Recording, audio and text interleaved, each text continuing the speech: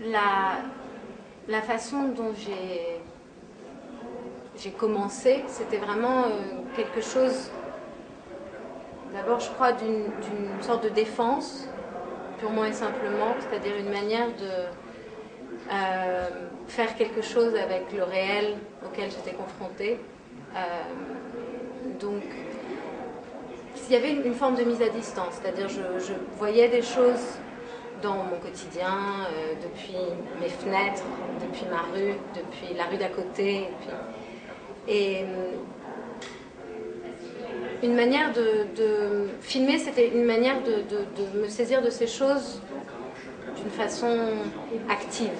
Parce que avant de commencer à filmer, très souvent je me sentais un peu acculée aux choses que je voyais, comme si et c'était une façon de plus subir, d'être active, de participer. C'était la première chose, c'était d'essayer de mettre de l'ordre dans ce que je voyais en filmant.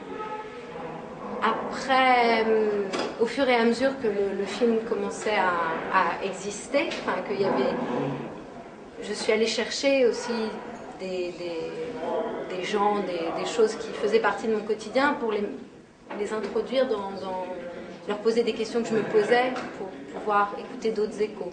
Mais oui, c'est passé d'une forme de distanciation à quelque chose de quotidien, une manière de vivre le quotidien autrement. Je pense que quand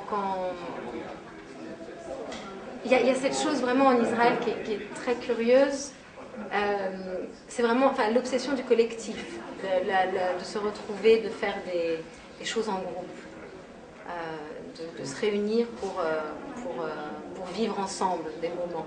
Et c'est vrai que ça c'est quelque chose que je trouve assez particulier à Israël. Et donc ça c'est le film, et c'est vrai que d'essayer de montrer ça de différents angles en